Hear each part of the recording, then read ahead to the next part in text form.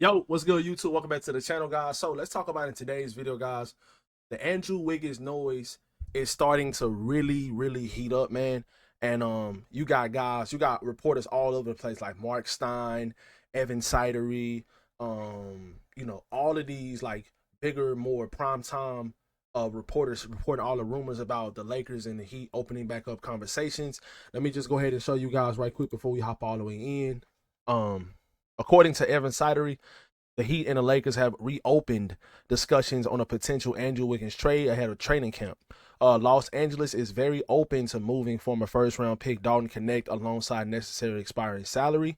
Miami wants a future first-round pick attached in the package. So, what this is telling me is after the Luka commitment and him signing the 3-year extension, like I said in previous videos, and like I said in a lot of previous videos, Luka Doncic wants to win right now.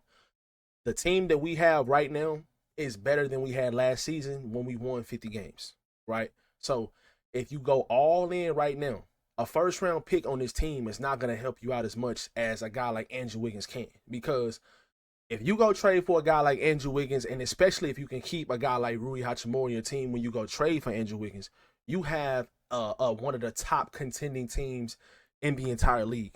I am not trying to exaggerate this. I'm not trying to be overly biased. I want you guys to tell me how that would not be true. You would legit have a starting five of Luka Doncic, Austin Reeves, Andrew Wiggins, LeBron James, and DeAndre Ayton. That would be your starting five. All five of those guys could literally go off for 20 plus points any given night. You would have a rim running big that can create mismatches. That's a lob threat. You would have a guy that's still an all NBA player, all NBA caliber playing LeBron James. You would have your 3-and-D wing player that can guard 1 through 3 and is extremely athletic and is still very good. He's only 30 years old, 31 years old. You would have Austin Reeves, who can facilitate and pick and roll, who can score the ball, who can spot up, shoot. You would have Luka Doncic, who's a top 5, top 3 player in the league that is playing amazing, has got his body in shape even more, and is looking extremely motivated to come in this season and be that MVP caliber player that we all know he's probably should have won already, but he definitely can be moving forward in his career. He's only 27 years old. So, and then on top of that, guys, that's just the starting five. But most of the time, what makes a team, what catapults a team into being a true contender is those type of moves. You see it. The Thunder just won the championship. They were a playoff team. They had the best record in the Western Conference in the regular season the year before last year when they won the championship. They had the best record. They lost in the second round to the Dallas Mavericks. What did they do? They went out. They traded Josh Giddey. They went to go get a 3-and-D caliber player in Alex Caruso that we all love. Us Lakers fans, we just love Alex Caruso, which is very reasonable. We love Alex Caruso because of how hard he plays and how good of a player he is. But that type of role player, and they also went to go sign Isaiah Hartenstein in the offseason, who is what? A starting caliber center that can defend, that can lob, that's a lob threat, pretty good passer. Those are the type of moves that catapult teams from being playoff teams to contenders, to like actual championship contending teams. What this Lakers team has done so far this offseason, getting Marcus Smart, getting DeAndre Ayton on the deals that they got these guys on, those are phenomenal moves. If you go get a guy like Andrew Wiggins, that's the icing on the cake type of move to where we are trying to win right now, especially if you go get an Andrew Wiggins and you keep Rui Hachimura.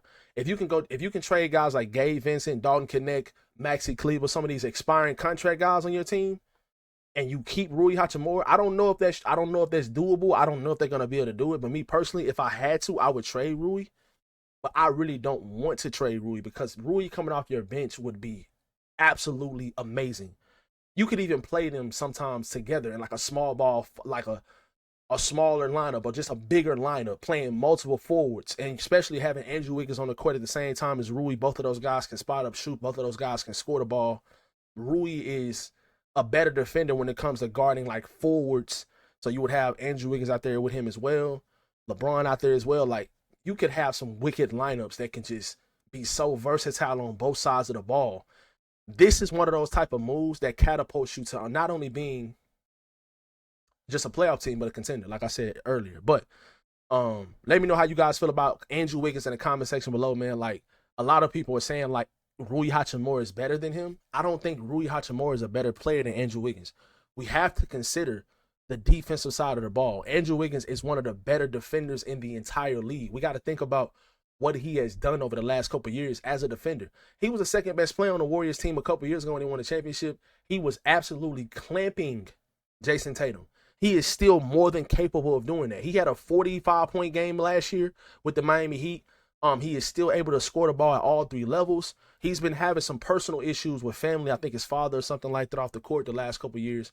So I'm not going to hold that against him. Obviously, anybody in their right mind would have to take care of that type of stuff when it comes to basketball and stuff like that.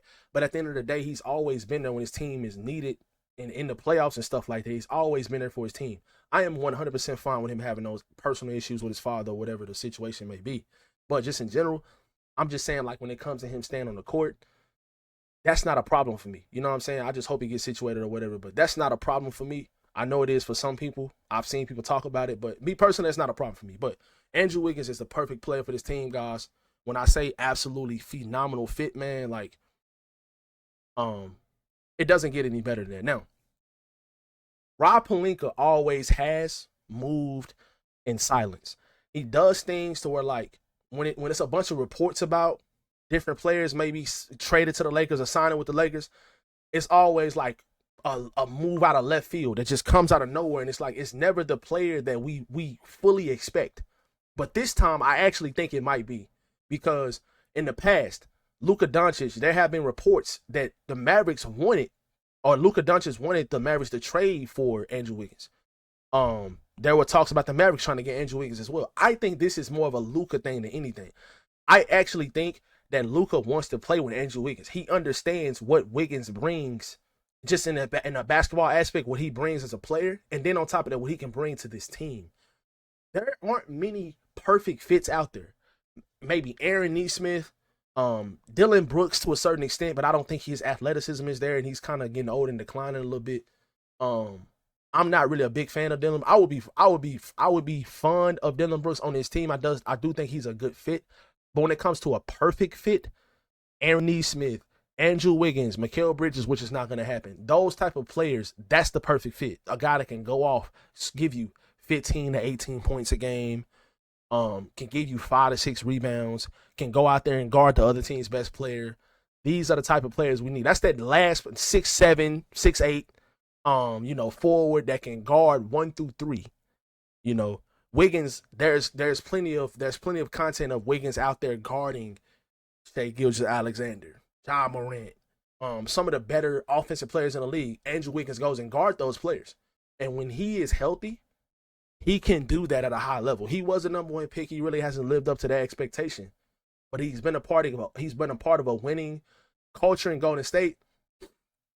He helped that team win the championship. He's been an all-star. So, like I said, on this team, guys, it will be a perfect fit, man. And I'm really hoping that this happens, and I'm hoping that it happens before training camp and not doing like the trade deadline or something like that, so he can have an entire like season and get some preparation in with the team before the season starts. So you will have more chemistry in those very, very important moments. Like, you know what I'm saying? Like, even though Luka came over like during the trade deadline last year, that was completely fine. But at the same time, it will be very, very nice if we could get Wiggins before the season started, and you would have your team set now, and maybe a edge marginal move at the trade deadline or something like that if needed, like a backup center or something like that. But Andrew Wiggins would be the icing on the cake, and that would be the biggest trade this summer for the Lakers, obviously, or biggest player acquisition so far this summer. DeAndre Ayton was pretty crazy. Marcus Smart getting bought out and signed with the Lakers was pretty crazy as well. Those are 2 moves that just fell into your lap for players that are very, very needed on this team. Andrew Wiggins will be the icing on the cake because I feel like this team improved from last season. I feel like we're still going to be able to win right now. But at the same time, Andrew Wiggins will put you in that tier of like, yeah, this is one of the better teams in the league. And this Lakers team is very, very serious about winning right now.